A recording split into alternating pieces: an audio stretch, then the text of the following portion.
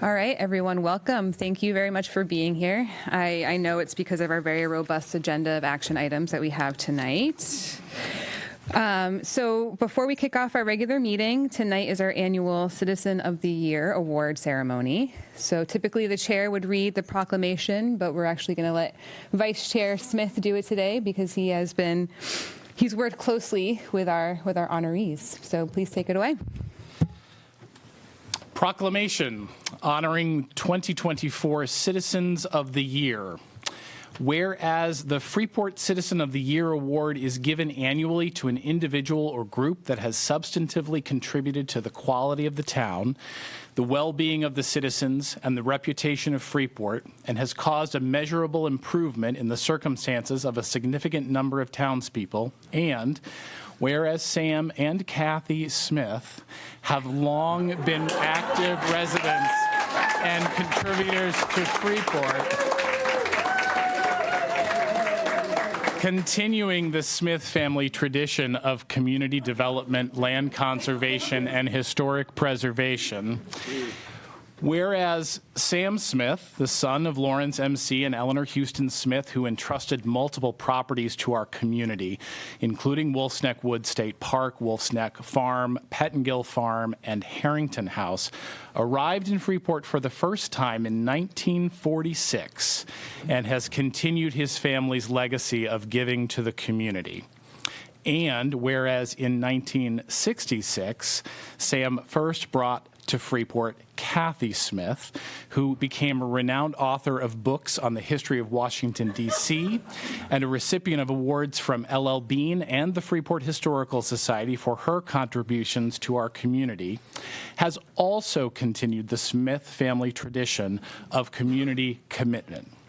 And whereas every aspect of Freeport's cultural development over the last 30 years has had the support and involvement of Sam and Kathy Smith, from educational farming opportunities at Wolf's Neck Farm to aspects of Freeport's art scene and their support and involvement with the Freeport Historical Society. And whereas Sam Smith is a writer, journalist, musician, and community connector whose contributions to the Freeport Open Stage Coffee House, the Freeport Writers Group, and his online publications, Progressive Review, and Freeport Notes have enriched and connected our community. And whereas Kathy Smith is a writer, researcher, public historian, and community connector whose work with the Historical Society of Washington, D.C., Humanities D.C., Freeport Historical Society, and Wolf's Neck Farm has brought attention to local communities and preserved and shared Freeport's history. And whereas Sam and Kathy Smith are a rare couple who share a deep emotional bond and partnership that is admired by everyone who knows them and envied by some, they are truly an inspiration to many. And whereas Sam and Kathy Smith are both sincere, kind, and caring, and truly deserving of the highest recognition for their substantial commitment and contributions to the people of Freeport, and whereas both Sam and Kathy Smith have continually given their time and talents to help the community better appreciate and connect with one another, with Freeport's past, present, and future. Now, therefore, be it proclaimed that the Freeport Town Council hereby recognizes and honors Sam and Kathy Smith as 2024 Citizens of the Year for their outstanding contributions to the community and their unwavering commitment to the betterment of Freeport.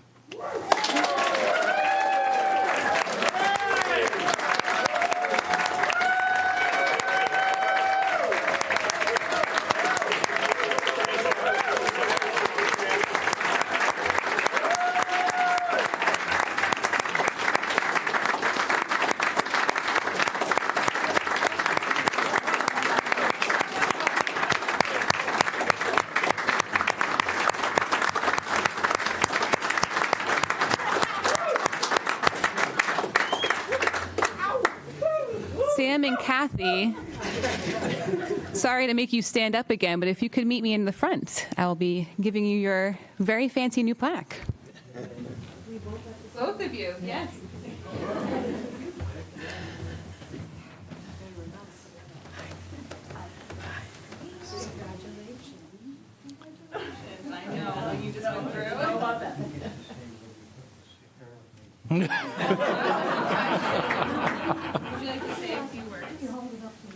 Oh, no, I told him he didn't have to say anything. You don't have to. It's your Well, choice. that's all right.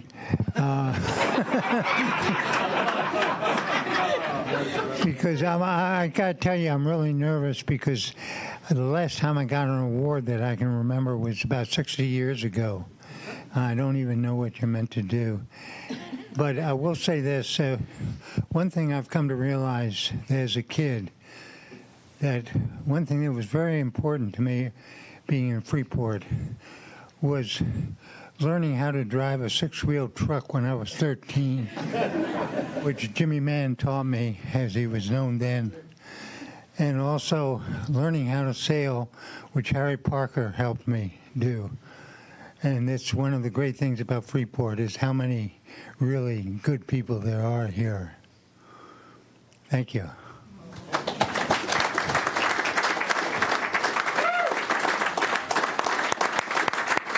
You really tricked me, for sure. I got a little something to say about him, and I'm still going to do it later. But this is pretty overwhelming to see all of you dear friends in this audience. So I'm not going to say any more now. I'm going to say something about Sam later. But he's a good guy, and we have loved living in Freeport and being in this community. So I'm going to say more later, but you sure did fool me.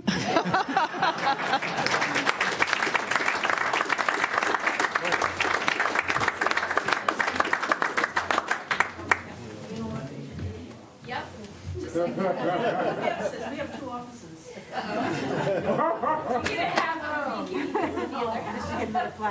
We're trying to save money.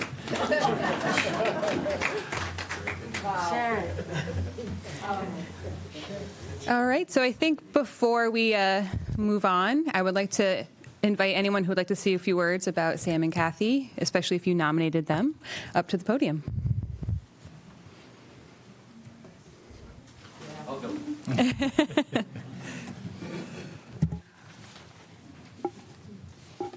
Hi, Jonas Warner from Freeport.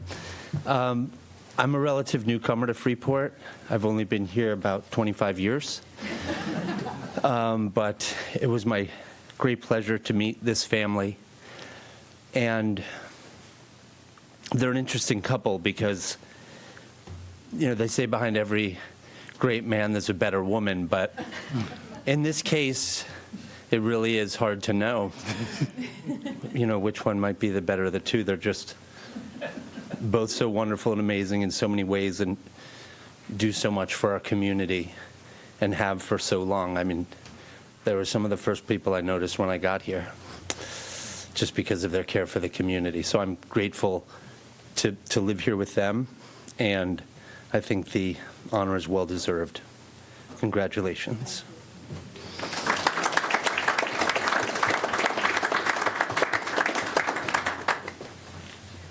This is so you don't have to fight. You can swap these out from the offices. My name is Melanie Sachs. I have the honor of being the state representative for the wonderful community of Freeport. And it is my honor to not only add my love and congratulations for the two of you, but also to present you this evening with the legislative sentiment that was acknowledged today in the main house, and we would love to have you come at your convenience, and we will, the entire House of Representatives will recognize you at that time.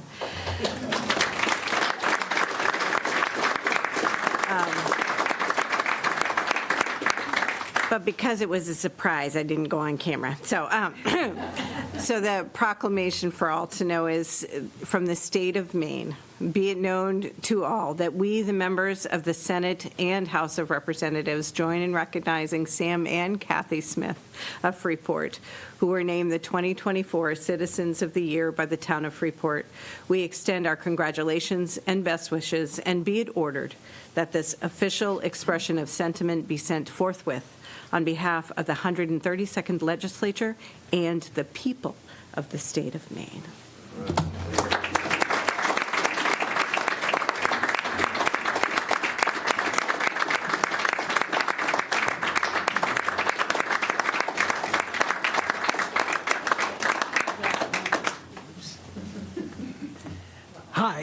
I'm Jim de Grand Prix, also from Freeport. Whoa. Wait a minute, Jim. My reputation clearly precedes me. So Kathy and Sam are dear friends and neighbors. We met, what would you say, was it 57 years ago, thereabouts? 13. Yeah, I was 13, so probably more than that. In any case, they are just dear friends of mine. They are so very accomplished and so richly deserving of this award. And I have to say, it is not easy pulling the wool over Kathy Smith's eyes. So to have actually gotten her here without knowing this is amazing. So anyway, I just want to congratulate you both. I'll give you both a big hug later. And congratulations. This is just wonderful and so well deserved.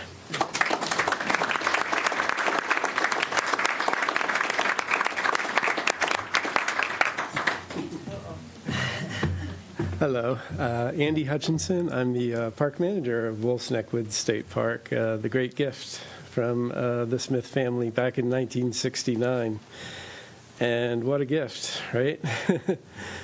Means so much to so many people of Freeport, of the state of Maine, of the country, of the world. I remember a quote from Eleanor. Just if I throw a stone into the water, it's going to make ripples, and who knows where they'll go. Well, they went very far. I've been at the park for 41 years of the 50 years it's been in place, and a very dear place to me. But even more dear is my friendship with Sam and Kathy over these years, and the gift as well that I get to share with everyone. Couldn't ask for a better gift. I've got a small token of my appreciation from the park. Park passports with our very nice sticker. And Maine State Park sticker as well. And the passports are to encourage you to maybe see some more parks you haven't been to. And maybe take your family and friends. They'll be right there. And I know I'll see you at the park. Thank you.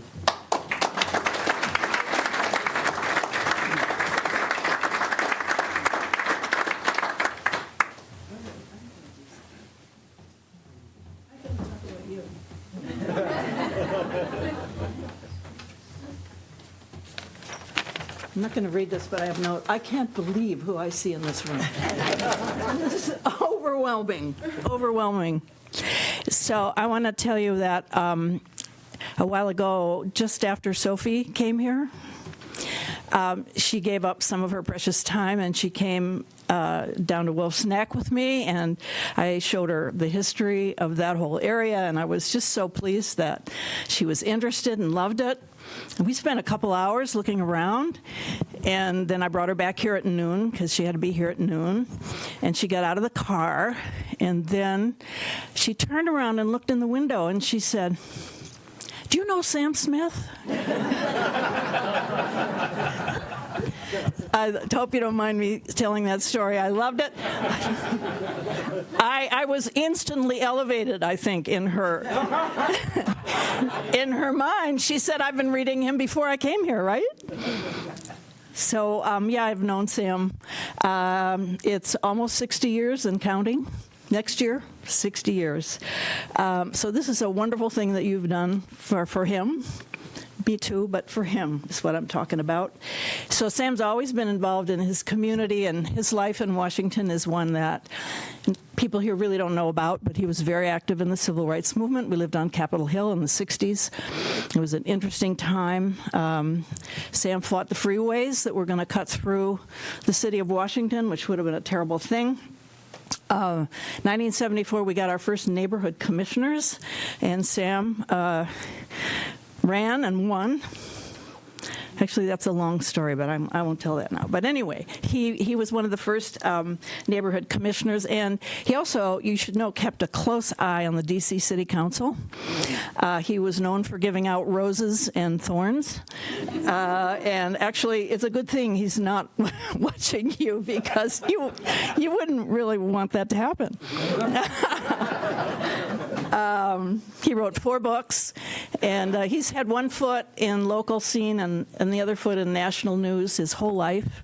But his heart's always been here in Freeport. It was interesting that the first thing he said tonight was how he learned to drive on a double clutch Army, 6-wheel Army truck with a double clutch. And that still is very important to him at 13. So his heart is here. This is such a perfect award for him because local, national, again, he started out in radio news in the 1950s. 1950s, late 50s, radio news, and he was covering the White House and local fires, both. Then he started a local newspaper on Capitol Hill, which became a city newspaper for Washington, D.C. And here he is back to local news at 87. It's a full circle, and he loves it just as much. I'm going to bed sometimes, and he says, I'll be right there. And what he's doing is he's going to Freeport Notes and making sure the stuff that's old is gone. He's doing that every day. So can't stop this guy. So I just have to say that maybe something you don't know about Sam is that he loves Humphrey Bogart. And that's why he doesn't move his lips when he talks. So it makes it hard, but I have to say, here's looking at you, kid. I love you. Congratulations.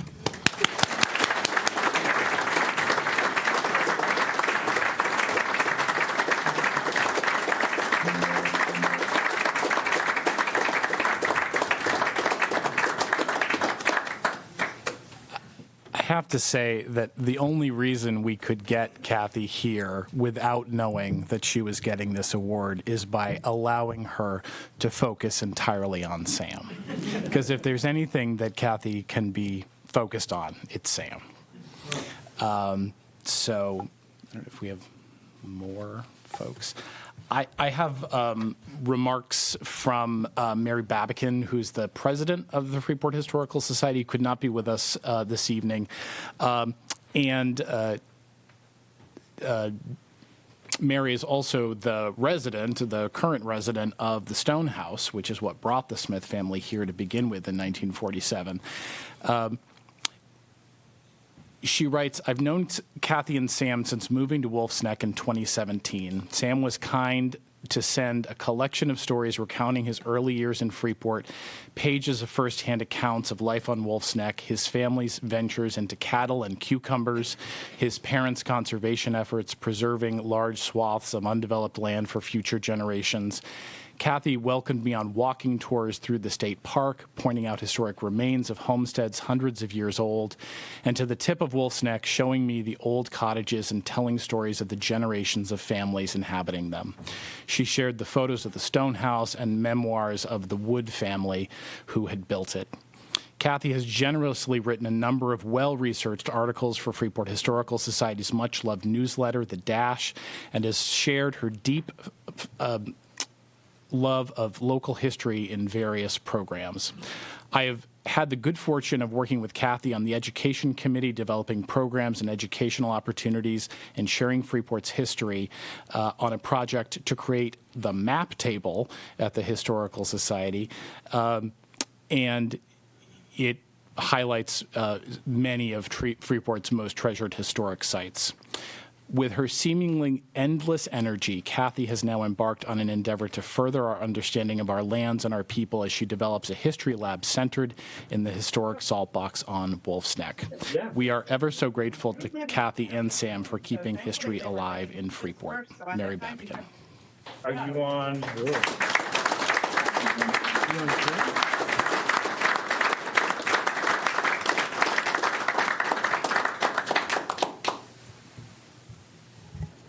Well, thank you. This was a great evening. Thank you both for your contributions to Freeport. And I know I'm a transplant, and one of the first resources I found was Freeport Notes, and that has been immeasurably helpful for getting the lay of the community as I moved here. And I've enjoyed Wolf's Neck more times than I can count. So thank you so much.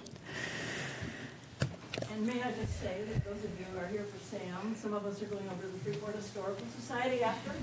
So We're here for you. What if we're here for you? Oh, I know. Yes. I made it harder for you. Under the Freeport Historical Society. Yes. Cheers. And I encourage folks to enjoy, we have a small spread to also celebrate you two as well here. So, yes, I encourage folks to dig in. Thank you.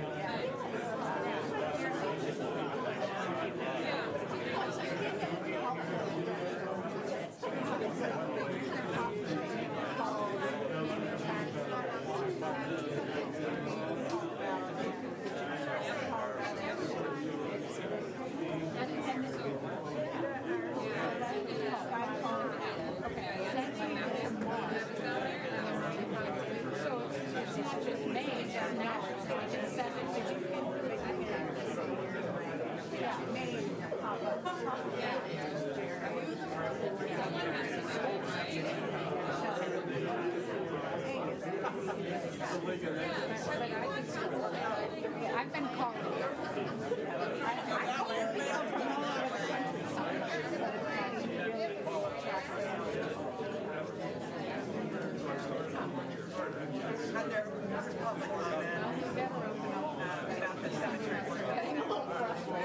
Cemetery down by before your house. It's called the Dunning Cemetery. Back up in the woods, about where Mr. Chapman. It's an old family cemetery from the early 1800s. And it's restored, but it can't restore it unless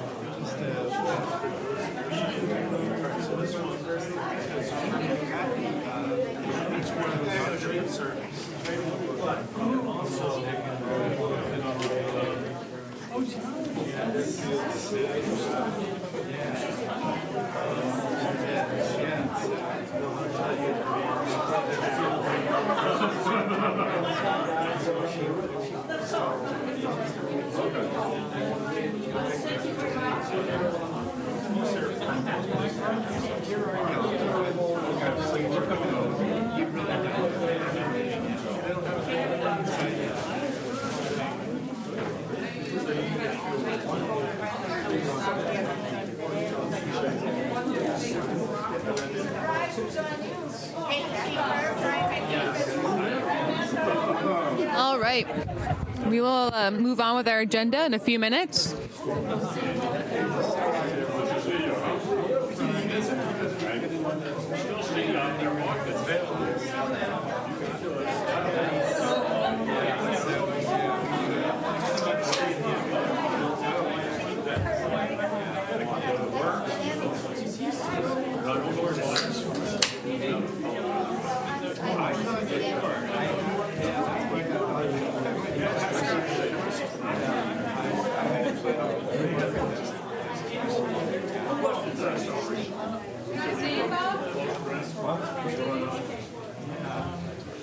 You're not staying?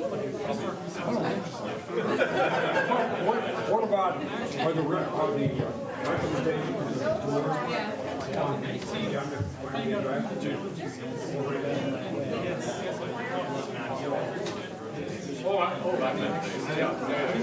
Far down.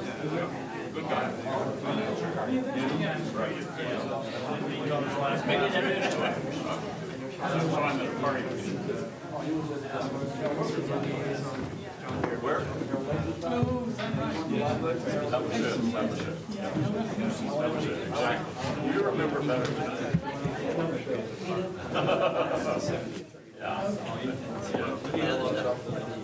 Yeah, he did.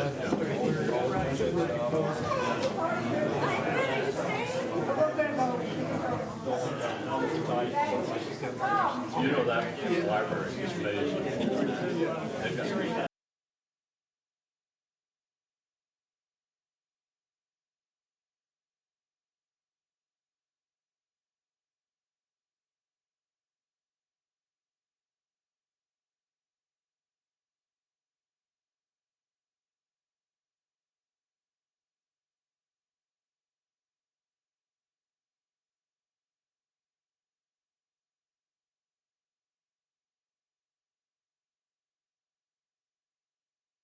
Okay.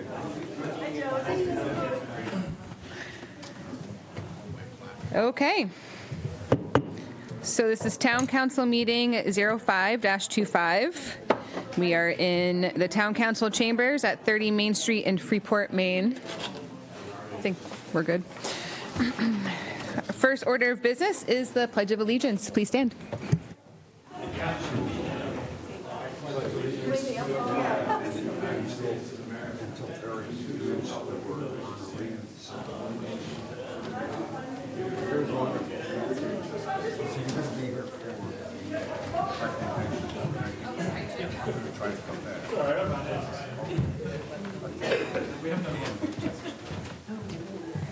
All right, we will take roll call.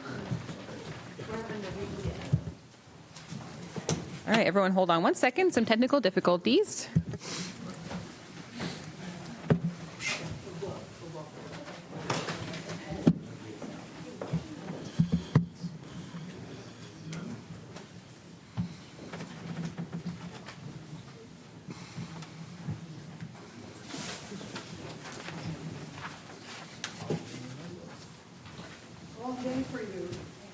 All right, sorry about that, folks. We just have to reboot Zoom. We'll start momentarily.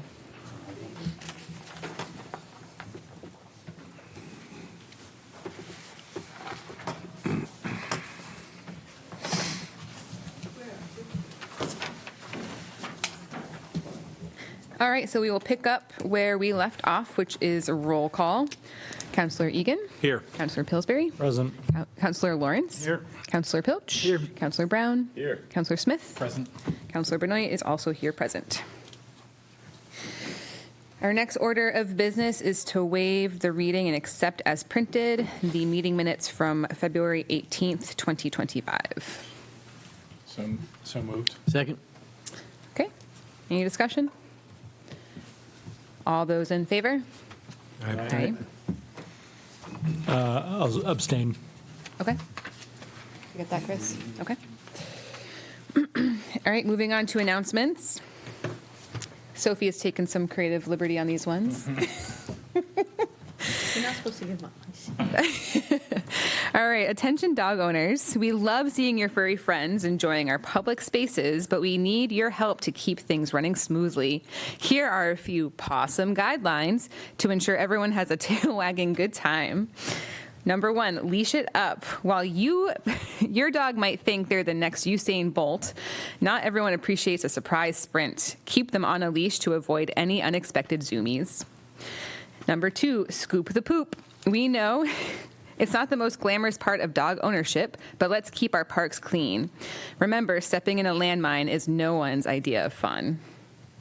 Number 3, respect personal space. Not all dogs or humans are social butterflies. Give others their space and avoid any unwanted sniffing encounters. Thank you for being possum dog owners and helping us keep our public spaces enjoyable for everyone. All right, attention everyone. As temperatures fluctuate, our sidewalks and roadways may turn into nature's slip and slide. Public Works will be out to address slippery conditions, but we need your help too. Please don't cover or obscure storm drains. This helps prevent water from ponding and creating large, slippery ice patches. Attention Freeport residents. Join us for a community workshop on Wednesday, March 19th at Meeting House Arts from 6 to 8 p.m. to review and discuss the draft comprehensive plan for Freeport. This event will feature a public-led conversation focusing on the draft vision, future land use map, and policy recommendations that will guide Freeport's growth and development. North Star Planning will facilitate the discussion, ensuring a structured and engaging process, but the spotlight will be on our community input and ideas. Your feedback is crucial to shaping a plan that reflects the needs and aspirations of Freeport residents. Don't miss this opportunity to make your voice heard. The RFP for the Planning Partnership Initiative with Maine DOT went live on February 26th. WGME News Center Maine did a segment during the evening news on Friday, February 28th, highlighting the Fit Up Grant program. And that is it today. Any announcements from other folks? Okay. We will move on to information exchange. This is opportunity for counselors to share updates on committees and the constituent correspondence. John. The Housing Committee is going to meet next week on the 12th, and we're hoping to articulate another couple of suggestions to come forward to the council at that meeting. I don't know what those are going to be yet, but there's a couple of documents that are circulating that actually have some good text, so we're hoping to lift some recommendations. Specifically, the state has released a roadmap for housing production as a result of the large impact study that an outside consultant called HNRA did a year and a half ago. And so there's been some follow-up reports, but there's now an actual action plan document for municipalities and for the state. So we're going to be kind of picking a few things out of that. And so hopefully later this month or beginning of April, you'll see some more specific recommendations from the Housing Committee to come forward. Great.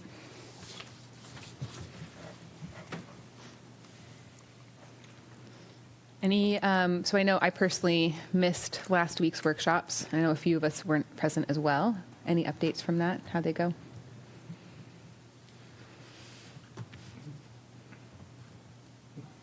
Great. We got a lot of really good data from FCS. They were very well prepared for the meeting. Great. They brought a board member, Sarah brought a board member, and so there was a lot of information shared. And yeah, so that was great to get that caught up. Thank you. And Sarah also sent an email with some follow-up to answer some of the questions we asked. So you'll see that in your email. Good. All right, thank you. So we'll move on to the town manager's report. Sophie. Most importantly for me, I had a great week off. I want to, as we came You didn't back. miss us at all? Really? Was that great? I missed you so much.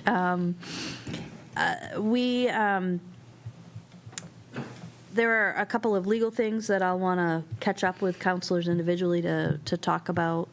But in general, some of the things I know you're interested in.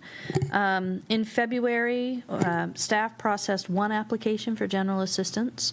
We paid for 6 cases for a total of 12 people in February. So you grant the assistance, and it can take anywhere from a week to 5 months to get the bills back from the various vendors.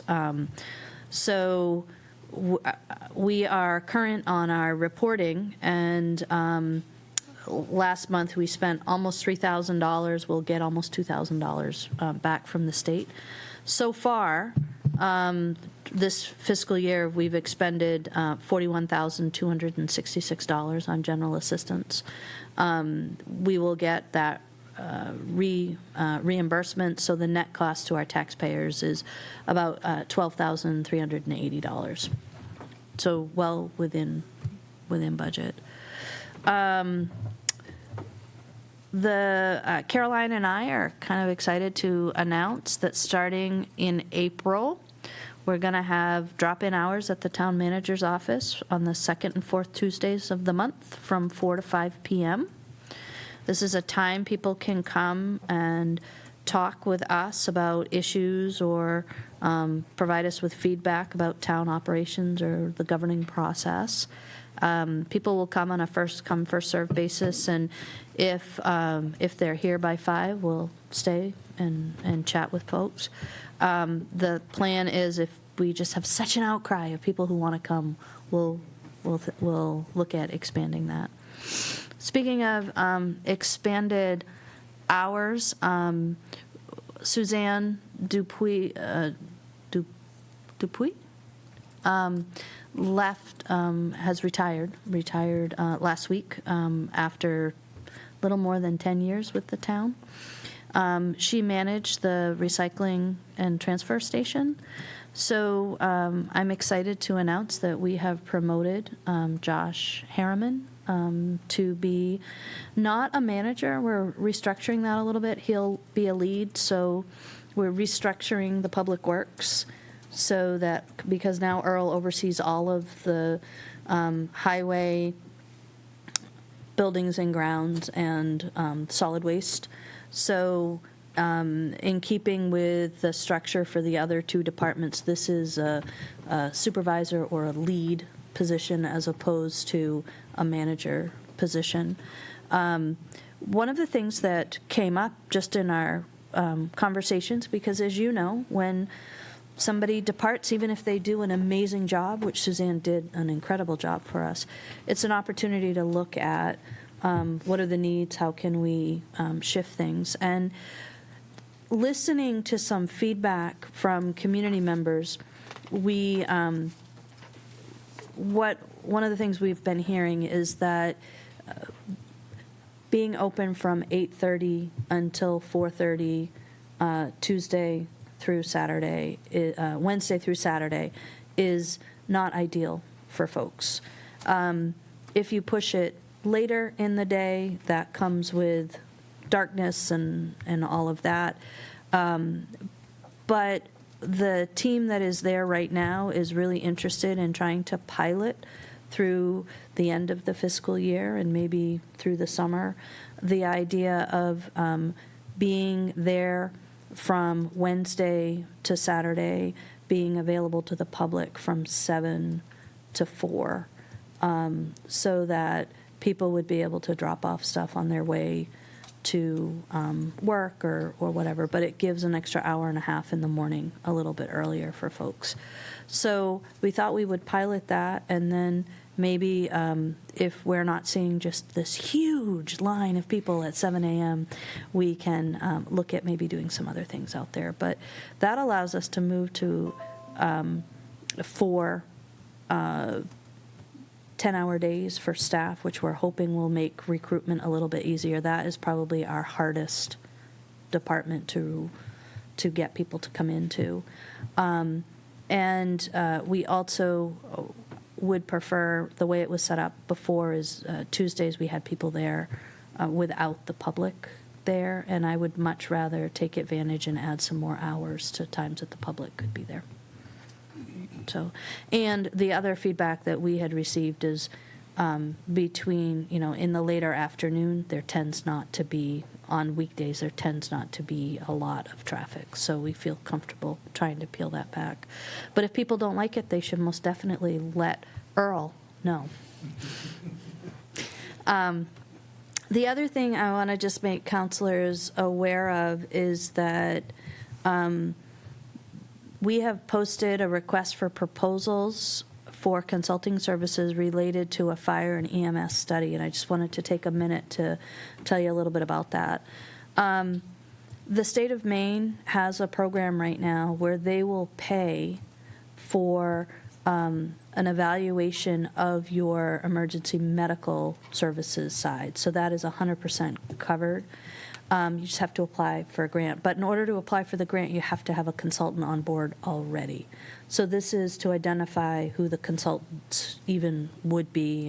And our plan, though, would be to reprioritize some of our operating money and do a bid alternate or a contract alternate that would add fire service as well. It's the same type of people that are doing both evaluations. Having it done at the same time is probably going to be less expensive than having two discrete ones done.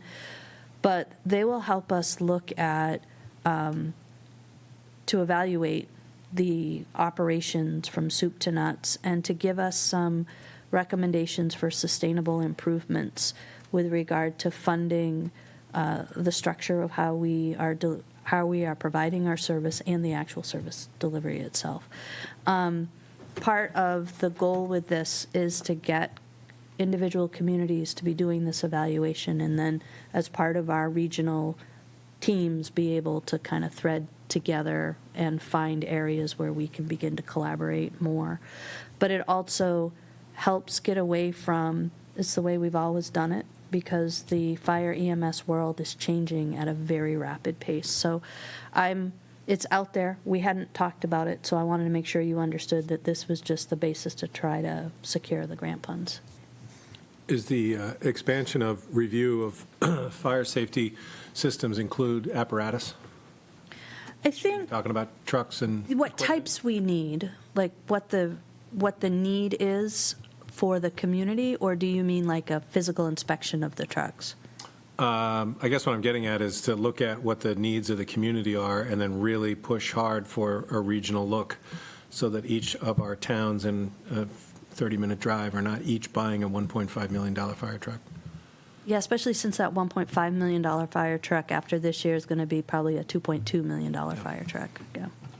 So the answer is yes. And I don't know that we've been very vocal about it, but fire department leadership has been participating in a Cumberland County fire EMS working group to try to find ways that we can collaborate and work together. Yeah. So you said there was a grant involved for the study. How competitive is that? My understanding is not. Good. I mean, I think the purpose was they set aside money for municipalities to be able to do this. And as town council would enjoy, the whole purpose is to try to make data-driven decisions as opposed to it feels good. Yeah. Anything else? That's all I have that in this format. Any questions for Sophie? Okay. Thank you. So our next item is public comment period. This is part one for folks who are here in person. Folks can go up to the podium and speak if they would like to.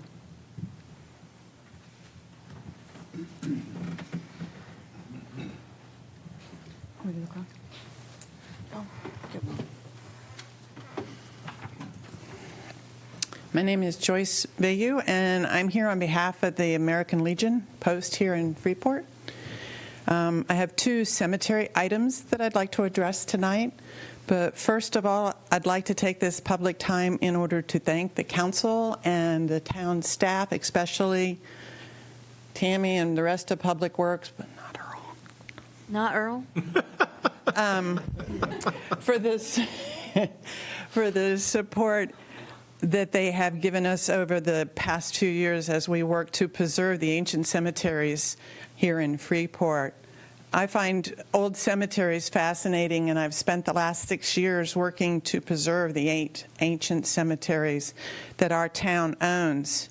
A little background is that after the Civil War, the Grand Army of the Republic, Post 83, located in Freeport, started recording veteran burials and placing flags at those sites every year. Fast forward to today, it's now state statute that the town will maintain and place a flag at each veteran's grave, and the American Legion has continued to do the placing of the flags for the state. While we were pretty good at doing the flags, the maintenance part, not so good. So members of the post attended a Phase 1 class provided by the Maine Old Cemetery Association, and we started cleaning and restanding tablets and the easy ones.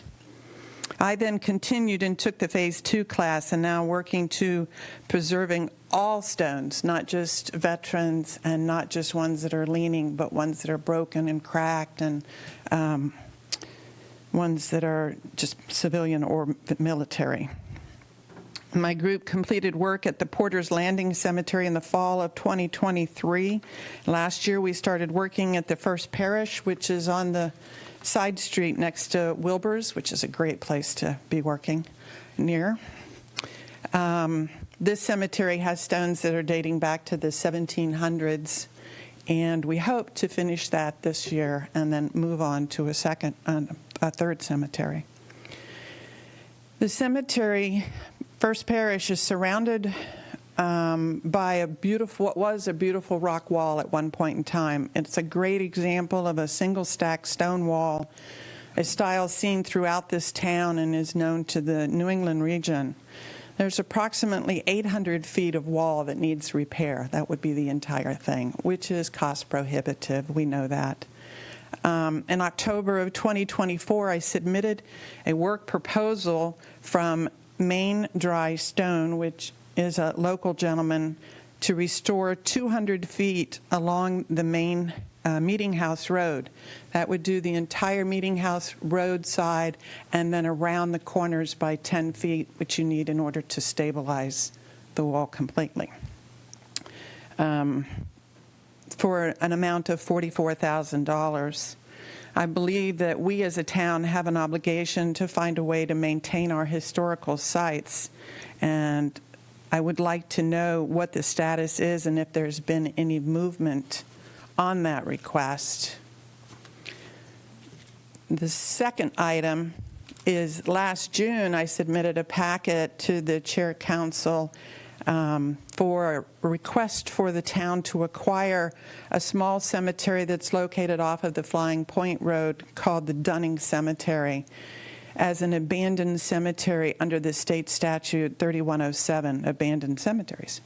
There are two requirements to designate a cemetery as abandoned. One, no burial in the previous 40 years, and two, not maintained within the previous 10 years.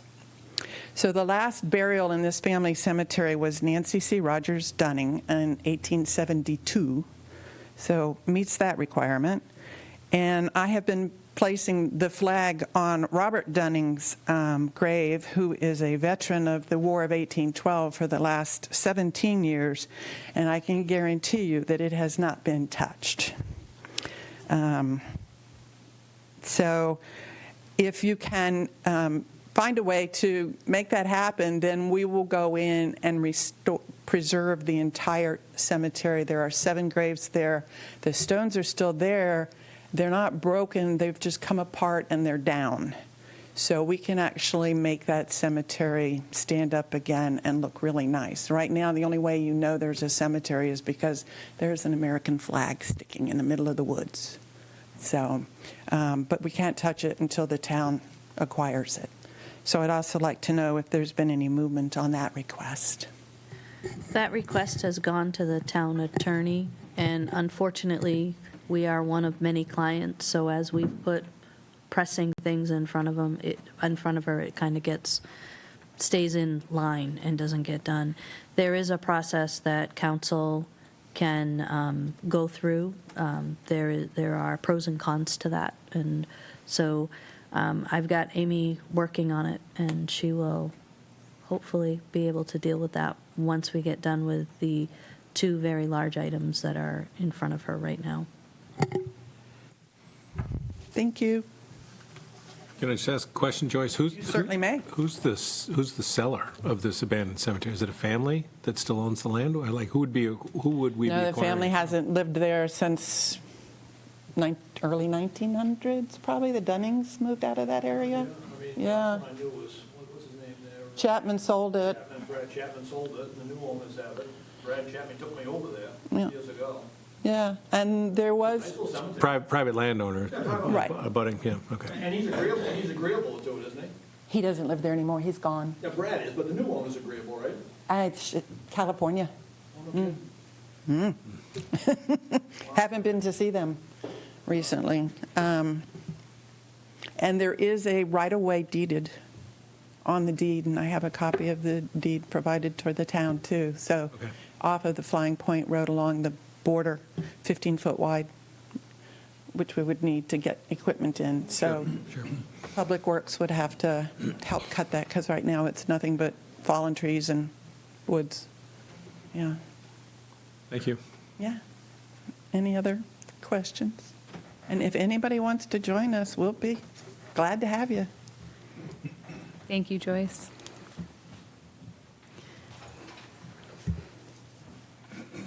Andrew Arsenault here again to talk about housing. And John brought up some good points a couple weeks ago, and I think I've had a lot of people call me and say, I think we need to move along on this. And one of your 3 items you had last week was to increase impervious or readjust how we do impervious surface coverage for housing. Am I correct? Moving from net residential acreage to gross residential. That's right. acreage. That's right. That's correct. And I really encourage the town council to make this happen. You can put an item on the agenda, you can move it to the planning board, we can vote on it, and you can get it back for a public hearing, because I think we just need to get going on this. We can't wait for another charrette or another public meeting or another, we can't be waiting for the comprehensive plan to be done. We need to break ground this spring if we can on some of this stuff and get moving. And you've got some stuff coming up from the housing project, and I encourage you all to fish a cut bait here, and let's get going. So, thank you. Thanks, Andy. Great. Anybody else? All right. Do you want to say something? I was just going to follow up on that. John, you said the housing group is meeting and you're going to be bringing stuff back. Will we have that back by the time we do the workshop? Yes, you will. Okay. All right. Moving on to our new business. So item 22-25, this is relative to the consent agenda. I'll read the be it ordered. Be it ordered that the March 4th, 2025 consent agenda be adopted. Second. All right, this looks like it's just in reference to the Dr. Gould Fund. Any discussion? Great. All those in favor? Aye. Moving on to item 23-25. This is a public hearing for the Desert of Maine Campground for a new liquor license. I'm going to go the opposite direction. Councillor Smith. Be it ordered that a new liquor license for the Desert of Maine Campground be approved. Second. Great. Any information? I'll just let you know that I did speak with the liquor inspector this morning. She went out, and they are a thumbs up. Any discussion from the group? Oh, I got to open the public hearing. Public hearing is opened. Go on vacation for 1 week and I forget everything.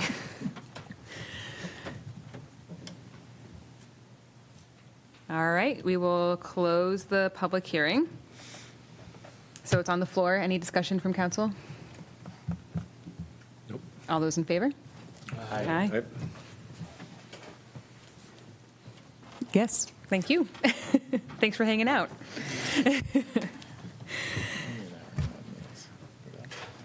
All right, item 24-25. This is to consider action relative to setting a public hearing for amendments to Chapter 21 Freeport zoning ordinance. Councilor Brown, could you read the be it ordered? Sure. Be it ordered that a public hearing be set for March 18th, 2025 in Town Council Chambers, 30 Main Street, Freeport, starting at 6 p.m. to consider proposed amendments to the Freeport zoning ordinance requiring municipal compliance with 30-AMRS Section 4358, regulation of manufactured housing. Proposed amendments to Chapter 21 zoning ordinance include changes to Section 104 definitions, Section 202 nonconformance, Article 4 zoning district regulations, and Section 524 mobile home parks. Second. All right, Kyle. Everyone, Kyle Drexler, town planner. So we have a fairly small ordinance, but a good change in the direction of housing availability. So in 2024, the state changed the law around manufactured housing to require that municipalities allow mobile homes and all types of manufactured housing anywhere that single-family dwellings are allowed. So currently, our ordinance has modular homes and modular homes and mobile homes under manufactured housing. But when you actually go to the uses in the individual zoning districts, mobile homes are its own unique land use separate from single-family homes. So they're regulated differently. So currently, mobile homes are only permitted in a few zoning districts, the RR1, MDR1, MDA, MDB, and RP2 zones. So, in your commercial districts along Route 1 or the downtown, mobile homes currently wouldn't be an allowed use. What the amendment does is to bring us into compliance with state law by amending the definitions a little bit. So we've struck out the definitions for mobile home and modular home, as those would just fall strictly under the definition of manufactured housing.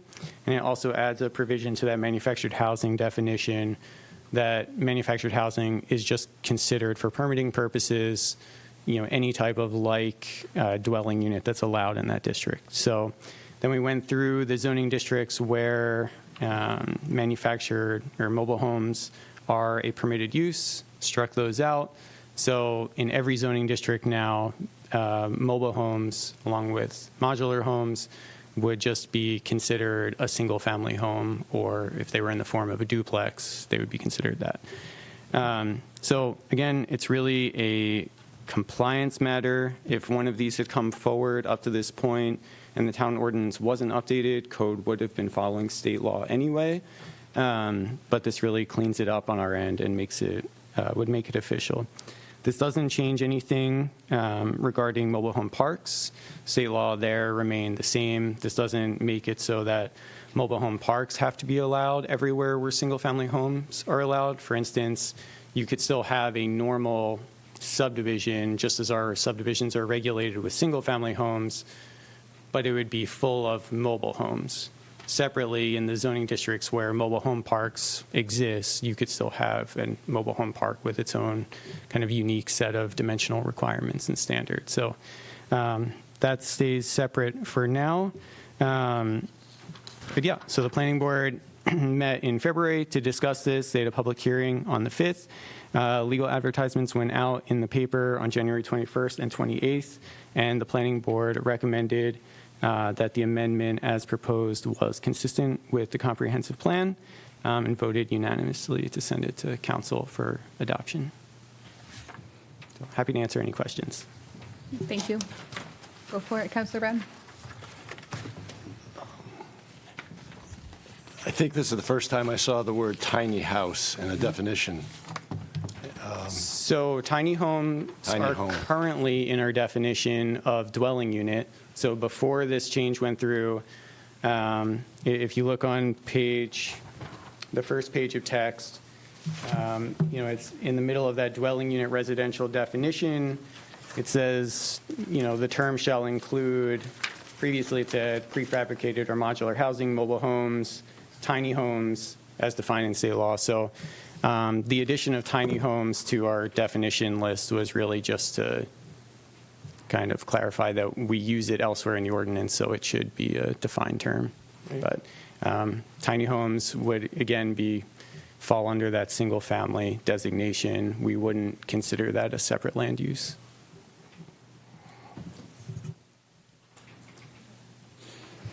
Kyle, can you give us a quick overview of just the districts, just for example, where single-family homes aren't a permitted use? So I know VC1, does that also include, is there anything else that you can think of off the top of your head where single-family homes are not a permitted use? I believe they'd be permitted in all other zoning districts outside of VC1. Okay. But I could double check on that. Including industrial? Industrial might be another one. Okay. We don't have too many industrial parcels, so yeah. They're pretty small. I think the industrial areas are mostly zoned for sites which have existing uses on them. Yeah. Okay, thanks. Just want to call out, this is one small, minor way to make housing more affordable and accessible. So I think this is a good thing. We're moving in the right direction. It's a small example, but it's a good one. So thank you. Any other questions for Kyle? All right. It is on the floor, so if there's no other discussion, we'll vote. All in favor? Aye. Thank you, Kyle. You're all set. Okay, item 25-25, to consider action relative to setting a public hearing regarding the proposed capital improvement plan. Councilor Pilch. Be it ordered that a public hearing be set for April 1st, 2025 in Town Council Chambers, 30 Main Street, Freeport, starting at 6 p.m. regarding the proposed capital improvement program for fiscal years 26 through fiscal year 30. Second. Great. And from what I recall, this is what we reviewed our last meeting. Is there anything additional to add? No changes? No changes. I would say just that we are scheduled to meet next Tuesday in workshop for the capital plan. And based on the feedback I got from counselors last time, we're going to have our Public Works Director and our Library Director there, and I'll send out some information about larger policy questions that you might have, and also what articles will be covered, we'll be ready to talk about. Just to clarify, the public hearing on the 1st is for the capital program, not the capital budget. I'm sorry, it is the program, not the budget. Just sometimes Yep. we understand that distinction, but it's not always clear that this is not a public hearing on the 2026 capital budget. It is on the 5-year program that we have. Yep. So on the 5-year program, the capital budget public hearing is held with the operating budget public hearing in June.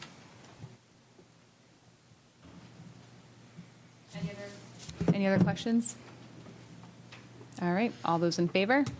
Aye. Okay. Item 26-25, we have some blanks. We have some blanks, and Earl is going to come up and talk about those. There's a memo. Somebody's got to read the order.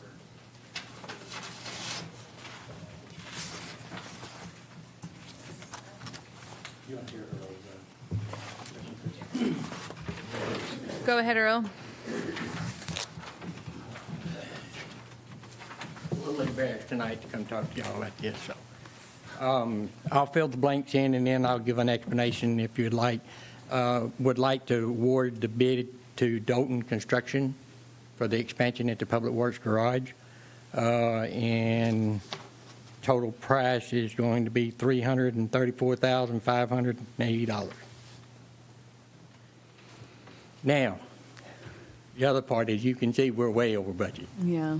There were some items that, I'm not going to say got overlooked, but they didn't think they were going to cost as much as they are. The fire marshal decided that being that we're upstairs, that we have to have 2 egresses out of the building.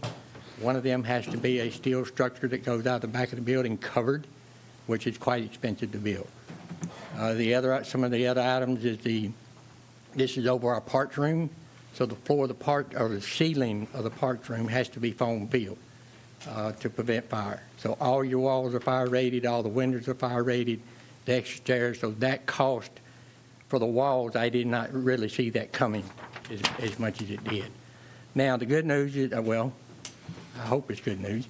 Sat down with Miss Sophie and Miss Jessica. We come up with the enough money, $120,000 out of the general fund operating, that we would not have to reappropriate. However, I do need to reappropriate $40,000 from the comprehensive tan improvement.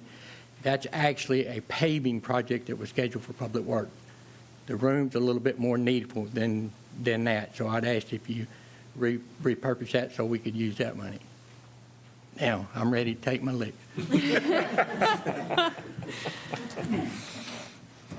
Any questions, discussion? Go ahead, John. Following the math there, Earl, did I just hear that we had an appropriation for 200 and you found essentially the other 134 in unexpended funds? Yes, sir. So there's not any new capital money that you're asking, it's just kind of shuffling Actually, things it's not around? capital money, and the other's coming out of operating, so we're just going to redivert it to that. So there'll be no money added to the operating budget. Okay. Or capital budget. So I just want to make it clear to council that this was not, we have $120,000 of fluff in Earl's operating budget. We sat down and really reprioritized some things that we had planned on, but either for timing or for just simply not being as high a priority as this. So this project was actually funded before I arrived here. So you're talking about a project that was probably talked about 2.5 years ago.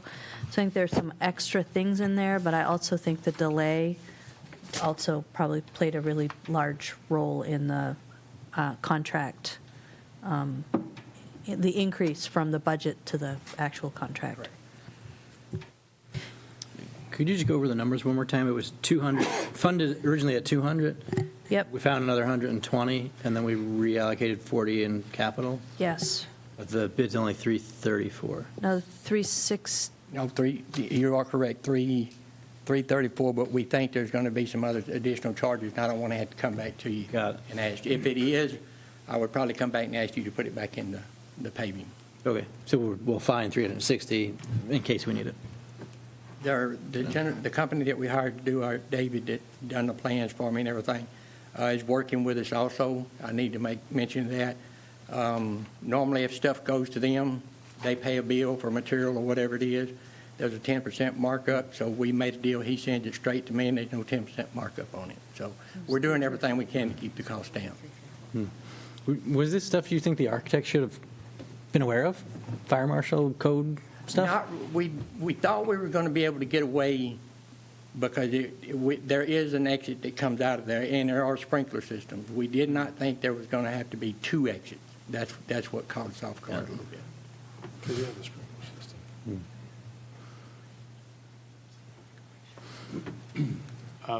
Earl, can you just tell us what the 40,000, you mentioned it was a paving project? It must be a pretty small paving project. It was to add additional paving behind the Public Works garage.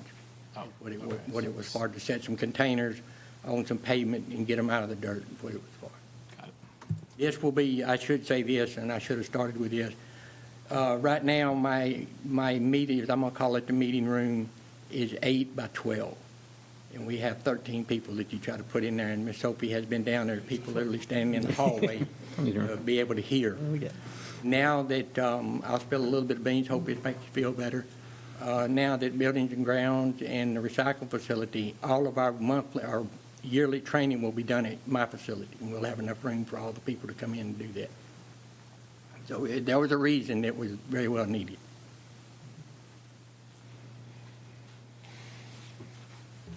Didn't have any doubts. Very much, I appreciate it. Didn't have any doubts at all. Thank you. Thank you, ma'am. All right. So we have be it order to Councilor Lawrence. Did you catch your full order? I got it. I think so. I took great notes just in case. Okay. Be it ordered that Doton's be awarded a bid in the amount of well, do you want to put in 360 or 334? Because we're 334, 58. 580. Yeah, 580. Yeah. Okay. Be it ordered that Doton's be awarded a bid in the amount of $334,580 for the Public Works Interior Expansion Project. Second. Oops. I had to turn my mic on. Where's the red light? Oh. We'll never know if it really happened. Be it ordered that Doton's be awarded a bid in the amount of $334,580 for the Public Works Interior Expansion Project. Second again. Great. Any other discussion or thoughts? All right. All those in favor? Aye. Thank you, Earl. All right. So that concludes our new business. So we're moving on to public comment period 2. So this is for folks who are virtual. Do we have anybody? Kristen and Jim. Okay. And I don't see any hands. No hands, so we'll move on. Moving on to other business, our first item is discussion with the Freeport Sustainability Advisory Board on their recommended priority actions for Climate Action Plan implementation.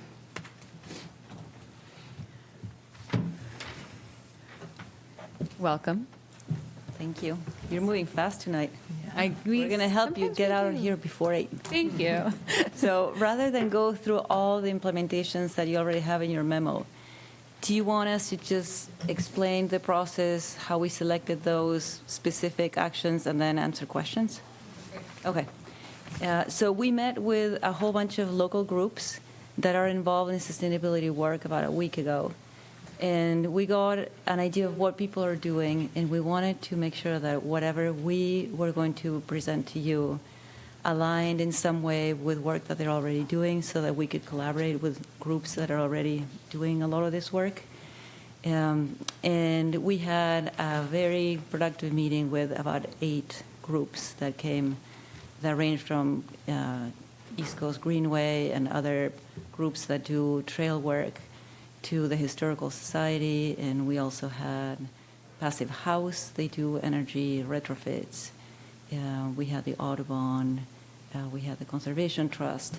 So it was a good group of people, and we selected all the initiatives that have to do with trail connectivity, green space, conservation, based on work they are doing, and because it's also a high priority for the comprehensive plan. So that's for the majority of the group of the items that are non-resilience related. There are a couple, like you will see, that are square into building resiliency for the town, and we thought that that would be very important to get that balance of mitigating greenhouse gas emissions with getting prepared for the eventual, I would say, hit of climate change, which is definitely coming our way. So that's overall how these were chosen, and they all aligned with either the comp plan or the downtown vision or complete streets or some other plan that's already ongoing. Maddie, you want to add anything? Yeah, just that if you look at the first one, which is 2.11, That one aligns with the dog bone. The dog bone, yeah. Transit-oriented development plan that you've already adopted. And then the second one listed here, 4.1.5, we have a grant out right now that with the community resiliency grant that we're waiting to hear on, and that one would fall under that. So even though it does have dollar signs next to it, that one we're hoping to have covered by the grant. And there's one other one that also, this is the last page. Yeah, it's 8.3.1 also may have some coverage by that grant. Yes, and I also wanted to mention on the grant front that the library applied for level 2 chargers. So there will be 2 level chargers installed at the library and 2 here at the town hall, and each will have 2 ports, so there'll be 4 ports in each location. So that already covered a little bit of the transition away from driving carbon cars. So that's why we didn't put one in here, because that's already underway. No cost to the town. So. That's right. Yeah. And we're hoping that we get the resiliency grant to install the battery pack at the library, and that would be to create a cooling and warming center so that when there's loss of power and people don't have a place to go, rather than have to scramble to go to the wire or wherever it's open, there will be a municipal location for residents to be able to shelter in. And alongside that project, that grant also includes money for upgrading and improving all the communication systems so that when there are emergencies, people will have a way to find out where to go or what to do or what resources are available. And FCAN is very active in the resiliency work that we're doing in town, and they are actually doing a pilot project in a couple of the neighborhoods. They would like to create networks that have a leader in each of the neighborhoods who can communicate with the town and can communicate with the residents, and also create in each neighborhood a bank of tools and things that people may need in a time of emergency. And then the last is, if you see goal 6.11, that's one that we're going to work on for the upcoming year, and it's focused on education and communication. So, and that can expand. There's other ones in the Climate Action Plan that are focused on education, so they don't have a cost associated with them, but it's something that we can do that's in our purview and we have the ability to do. So we're going to work on some of that this year. Mm-hmm. Yep. Yeah. We've had a number of folks come and provide interesting feedback and asking for research on alternatives to salting in the wintertime as an environmental remediation item. It'd be fabulous to have some discussion on that and maybe some information that comes forward. I think there's a lot of different solutions out there, but following up to get them to be applicable to Earl's entire team is a bigger task. And if you follow Earl around, you know he's pretty busy. So I'm not expecting him to go dig that up, at least not this time of year. But that would be great if there are examples that the council could follow up and read and get some alternatives, and we can start discussing that in the summer months when there's less pressure on the road issue. But that's a significant opportunity, I think, to have an environmental mitigation on what we have to do to keep the roads passable, but it doesn't have to be salt. Thank you. No, that's great, and especially with, that works with the stormwater management, and that's some of the education that we're looking at in our, the sustainable landscaping, resilient land management practices. So yeah, that fits right in, so great. That's good to hear what people are asking about too. I just want to thank you for taking the time and really pulling all of the community groups together like you did last week to get an idea of what people are already working on, because so much of, as we talked about with the Climate Action Plan, is not going to be really the town executing it. It's putting it out there, and some of it's the town's responsibility, and a lot of it's the rest of the community. And I also really appreciate that you have chosen goals that we're already working on, for the most part, and in some cases that already have money coming to us for those. It's great to choose a destination when you're halfway there. So that, I think it's encouraging that we can start to, I mean, not that these will be checked off this year, but that we can really start working the plan so quickly by looking at where we're already doing the work. I've got all kinds of questions because I find this stuff so interesting, but I'll try and be judicious. For the batteries at the library, we're putting in a new generator there, right? So do we need a generator and batteries in the same place?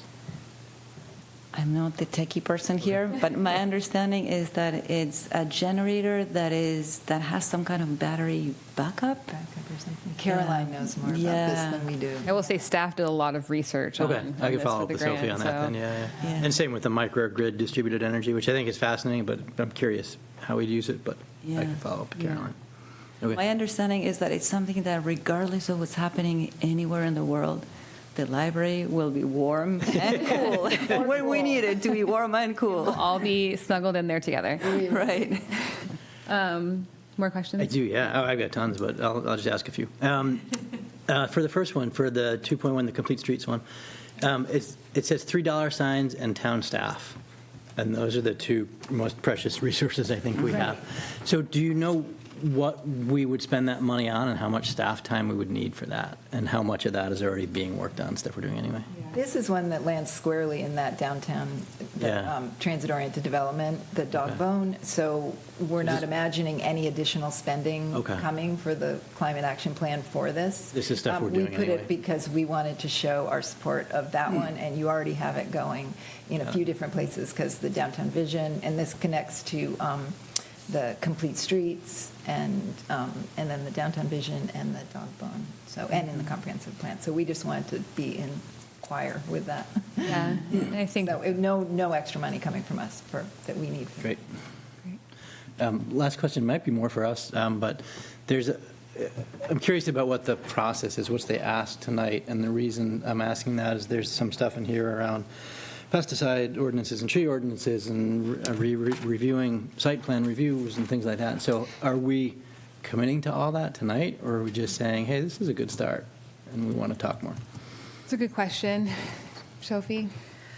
So I think this is the recommendations. I think the plan was for you to take this in, ask questions, have some dialogue, and then as we move forward through the budgeting and priority setting, we would have this in mind, I think is kind of what we were Well, planning. when you adopted our climate action plan, you added an addendum, I think it was, that had us come at the beginning of each year before budget season and make our recommendation of 2 to 3 items, and we ended up with 5. But because 2 of those are already taken somewhere else, so we want to be able to have our other 3. The things that are on there, both about our education and then us looking at ordinances, those are things that we aren't asking you to do. They're things that we can do with our time over the next year, because we had been looking before the climate action plan, which it was 2 years in the process. We'd been looking at the anti-idling ordinance, and we had been looking at the tree ordinance. So we're finally able to pick up those things that we had been doing before we did the climate action plan. So when this was written up, it just has an example of some of those that we might look at and then put them against the climate action plan to make sure they all match up. And I think in a perfect world moving forward, which maybe isn't helpful to talk about right now because it's future, but I mean to be able to have this conversation also inform council goal setting when we have that process. If we keep doing it, hopefully it continues on long after our 10 years, but to make sure that aligns up as well too. So it's an information loop where we have these discussions that feed into goal setting for council.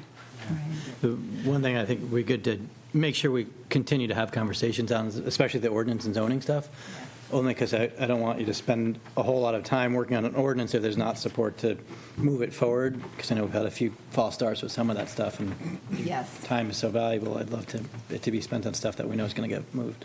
Yeah, no, that is super helpful, and we were aware of that. So we were hoping that after we have this conversation and you have your dialogue, that we would get some kind of feedback from the council as to which are the ones that you want to move forward first.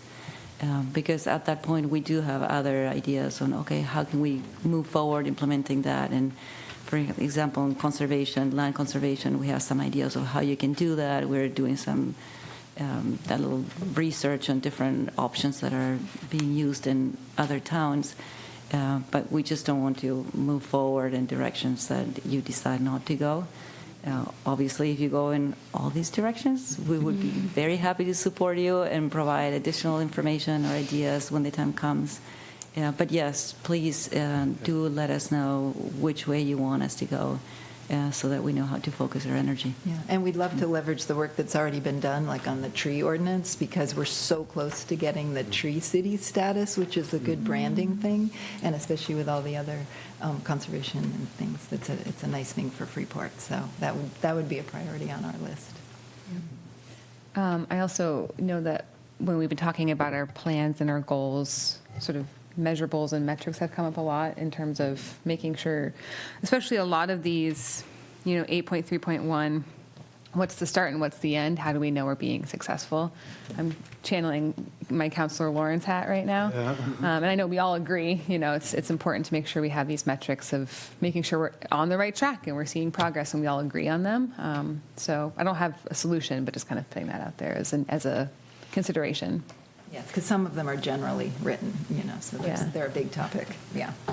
And one on 7.1.2, when you talk about private land ordinances, you be very careful there, because telling people how to use their land is not very popular. I don't like it when people tell me I can or can't do something. So I get the ordinance for the public land, but private land becomes a big issue. Right, and on that, you can see the ordinance committee listed under who looks at those. It's the ordinance committee, so that's something that, we would look to you guys for the feedback on that. Caroline, I saw your hand up a while ago and we kind of moved along. Are you still? She's here. Oh, she's there. Did she There want you to tell are. us about the battery? Oh, we can't quite hear you. We actually can't hear you at all. Not even a little bit. Oh. She says never mind. Is she muted? No, Okay. She's muted. But it doesn't show, now it shows muted. Is she muted from our side? No. She should be there. She just muted. Huh? She unmuted. Earl, come on over. Oh, your phone. Yes, your phone. You've been waiting for your phone. Sorry. I thought you had more to say. You could have interrupted. So we can, hopefully Caroline can sort out the noise, the voice piece. But going back to Dan's question of what's the action tonight? What's the goal of tonight? Is it a head nod of yes, this looks great? Is it, do you want more concrete? Do we want to give more concrete input? I think it's kind of our decision up here of what we would like to do next.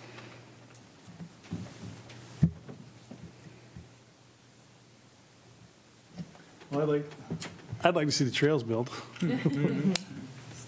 Focus on that one. I think that would be huge. So it's Particularly since the bridges are going to be done here in the next year. 72 months or so, yeah. Yeah, so it's interesting you brought that up, because that was a big topic of our meeting a week ago, and that was even a need that they asked us for, which was to have information about the trails. So that's what they're asking the town to do. So that's something that we can help with FSAB. So that was a big topic, the trails and connecting them. Would it be helpful if we take time to prioritize what we think is most important, or what would be helpful for you folks too? So we don't need to know right away, and you probably do want to have time to talk about it. Sure. So we don't want to put you on the spot.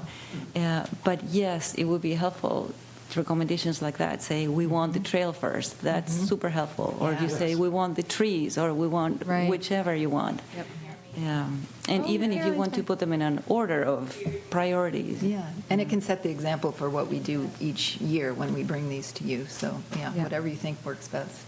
So we can talk about that process in a second. I know Caroline has been trying to speak, and she's back, so let's hear from her. I think you're muted now, though. Oh, no. Can you hear me now? Yay, yes, we can. Okay, sorry, there's been some Zoom technical issues tonight. So I just wanted to kind of highlight some of Dan's questions. You know, the committee came forward with these implementation goals. A lot of them are under the authority of other parties, so we just want to make sure there's council support.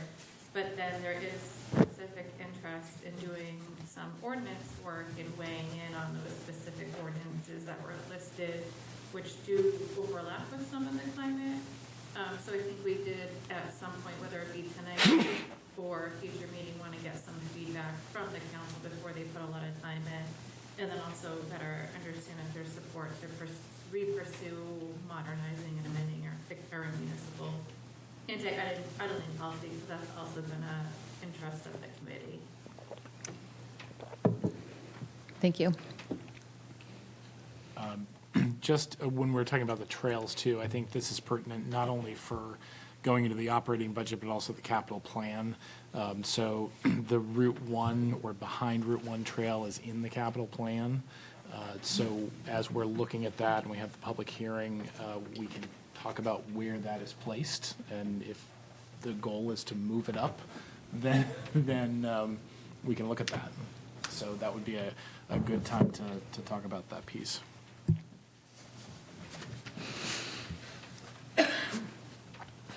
Okay, so it feels like maybe we want to bring this up at our next meeting and think more about, take some time to review, discuss, and then take some time to prioritize and get that back to FSAB.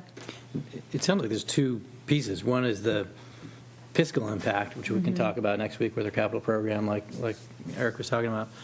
And this is helpful guidance to say, hey, this is what's important to FSAB, and this is how we should consider that as we look at the capital program. And the other piece is more ordinance related, right? So do we want trees or pesticides or anti-idling? Which we could try and take up at an ordinance committee meeting, or we could try and take up here, just to kind of give some early feedback. Yeah, We have an ordinance meeting on Thursday. Right. So we can start there and that sounds great. back here if there's debate or discussion. Sure. That'd be helpful. And with all that to say of, tying it up with a bow at some point and being able to come back to you and say, here's the outcome of those conversations to help guide your work. Yeah, that sounds great. Yeah, that'd be great for us. Yeah. Thanks for doing exactly what you said you were going to do. Yeah. Well, thank you. This is the kind of process that keeps us on track, so thank you. Good. All right, great. Thank you so much. Bob, yes. Yeah, please step up. Step up. Excuse me for showing up late. What I'm about to say may have already been covered, but as you can see, it's a mixture.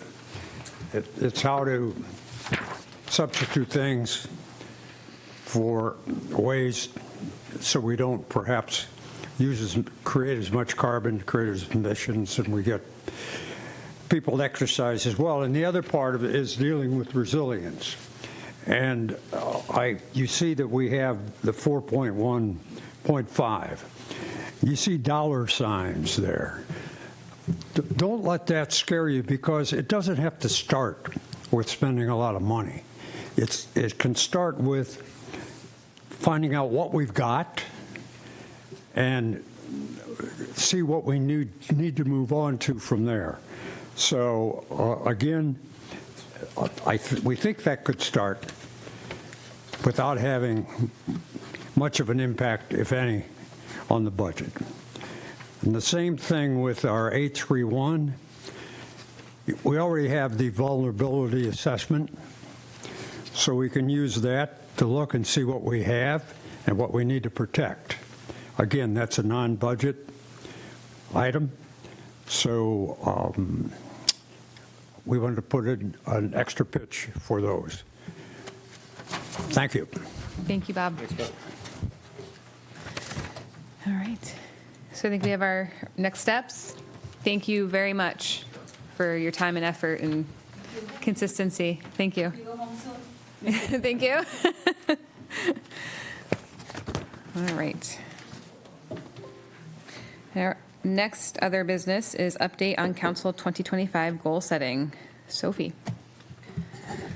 So when last we left goal setting, the council leadership took all of the work that you guys had done on those large pieces of paper and distilled it down.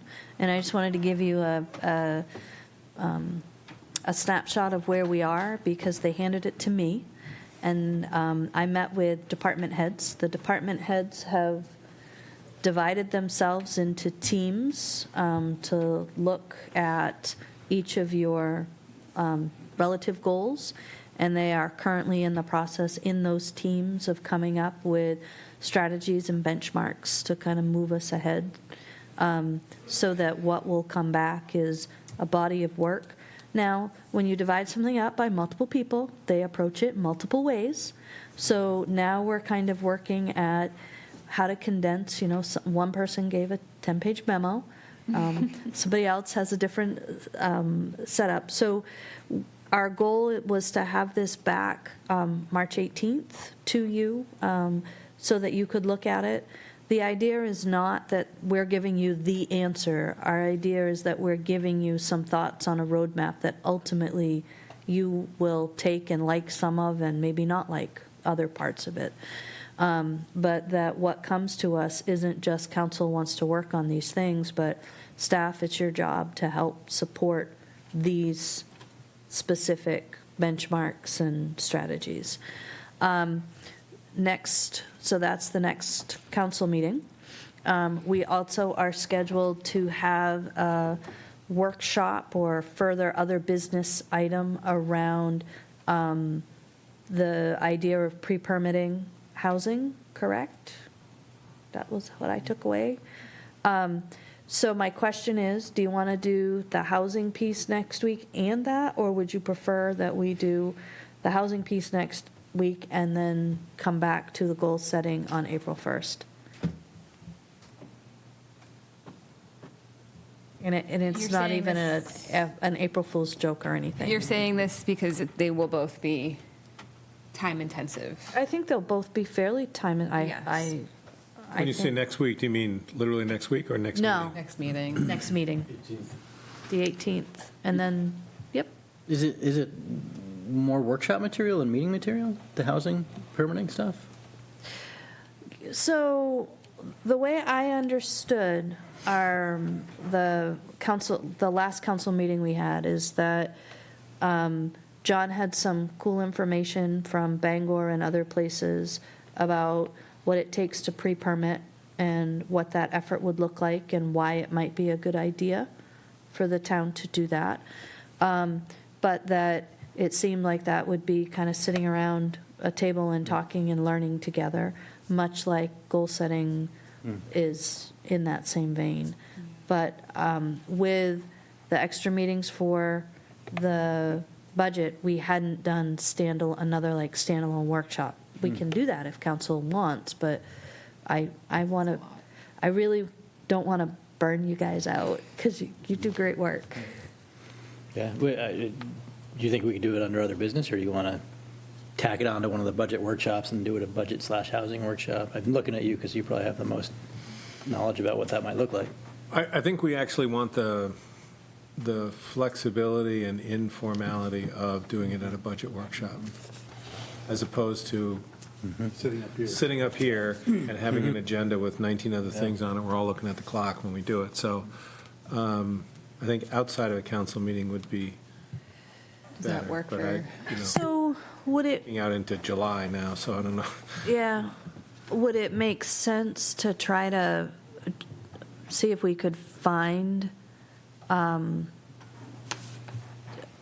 workshop? Because council goal setting and this seem to go more hand in hand than council budget and housing. I mean, that housing was one of your major goals. I would agree with that. So if I were to send out a doodle or have Chris do her magic to find some times for an extra date? I'm sorry, an extra date for the housing or the goals? Housing and We would do housing. goals and housing Yeah. at the same. Together. Yep. Yeah, I don't think we have any Tuesdays until May at this point, but. Next week. No, we have. Nope, Next next week, week. I thought we had a we've budget got- workshop. We've got a budget, not budget workshop, we have A plan, capital program. plan workshop. John will get me on that. Capital Improvement Program Workshop. Yep. For the record, literally. The 22nd of April. So the only, I want to think about the purpose of the goals, and when does it become, okay, we're halfway through the year, and these were goals for the year? So I hear what you're saying. I also know that you pick goals that are kind of currently underway, in process. I really want both of these conversations to be what council wants. I don't want to drive it in any one place. And I know I have a tendency to overestimate people's stick-to-itiveness on a council meeting night, so I don't want to do that. I want to make sure that we are approaching both of those discussions fresh. Can I offer a comment, I guess? For the goals, we had a lot of discussion, but I don't know that we've seen, or maybe I missed it, these are the goals that we're going to adopt. So the goals are distinct from the plan to execute the goals. So I'm okay if it takes a little extra time, if staff's busy or leadership are busy on what's the plan and what are the mechanisms to get them implemented. But I think we can act General earlier goals? and that's probably a pretty quick discussion because we've already discussed it a lot. So it could just be, here they are laid out. We all look at them and say, yep, we stamp of approval. So another business item on the 18th for that? Yeah. Okay. Because my understanding when we were going to hand it to staff was really to look at them and just say, are there ways that this could be worded better so it makes more sense in terms of the way municipal government works, so that when they came back to us and we adopted them, then they would become actionable. So I think the way they're written fine, right, the way they're written right now is fine. I think staff has been trying to figure out how to lay it in and give you a sense of what the steps would be. And I think that was part of the process of making sure that they were achievable and wouldn't sort of derail staff. So language and achievability. And I think it's incredible that they're creating groups and working on the goals. And I think you're spot on. We can take a beat, approve them, adopt them, and that can continue happening. So I think that's a good suggestion. And their goals, so we're trying to get to, we don't. Yep. But I think it would be good to get them back in front of us, because we haven't Yeah, we haven't looked at seen them them in in 2 months. Yeah. So yeah, other business on the 18th would be great. And then if we want to continue with a special workshop for housing, or do we feel like we can now put that in front of before a council meeting?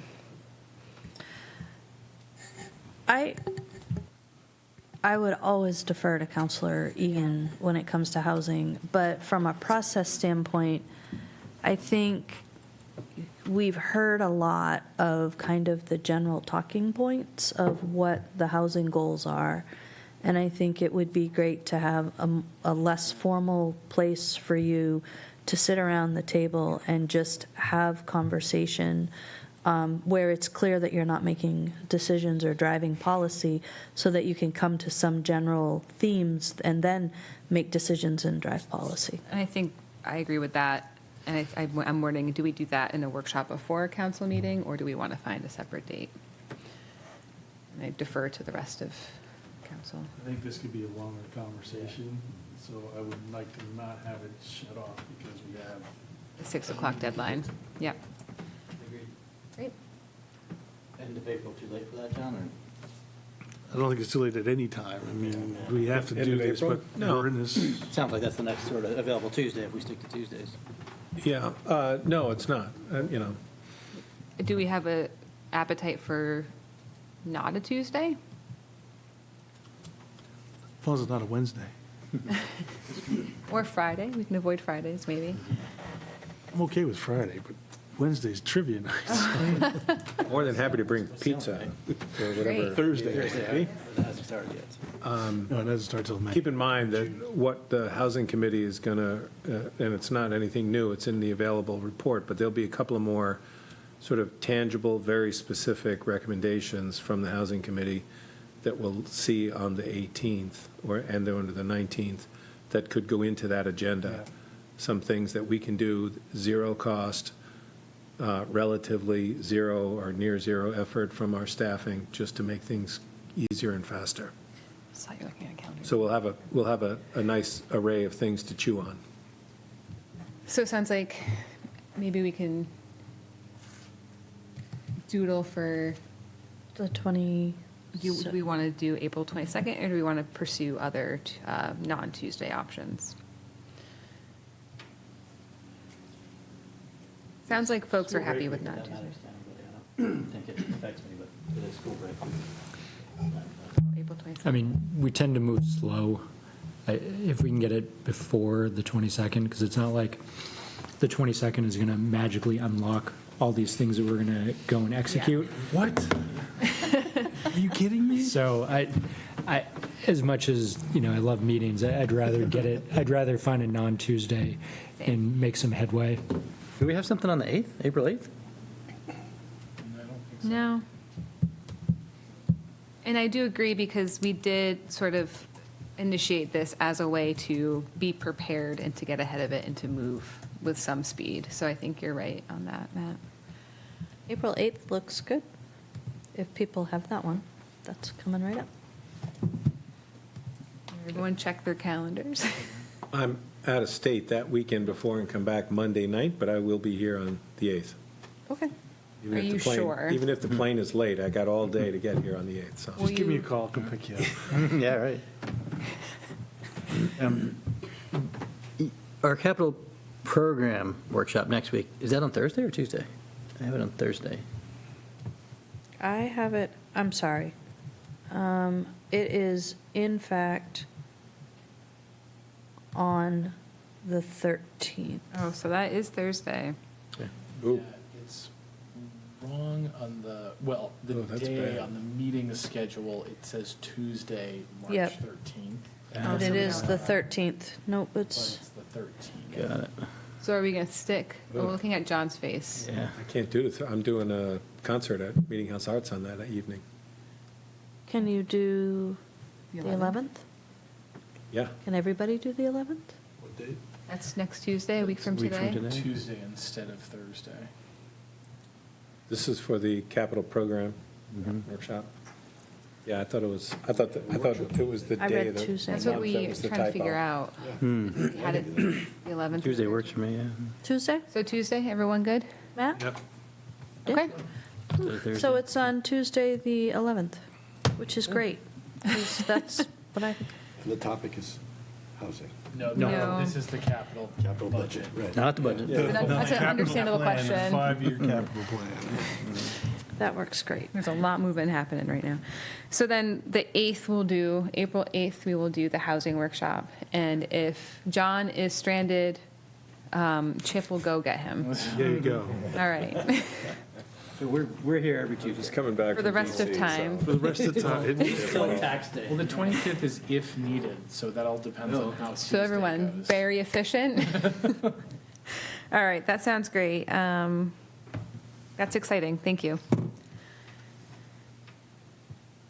Are we all set on that then? We talked about goal setting. We put that on other business for March 18th, just to get it back in front of council while staff continues their work plan side of things. And we have a set date for the housing workshop. Okay. Okay, so we are moving on to previously tabled, which we are taking off the table. So we will be entering executive session to consider action relative to collective bargaining negotiations. I don't know where I left off. Councilor Pillsbury? Sure.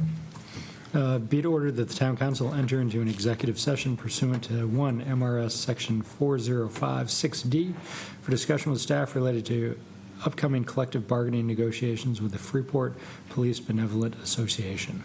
Second. Okay, all in favor? Aye. Aye. All right, we are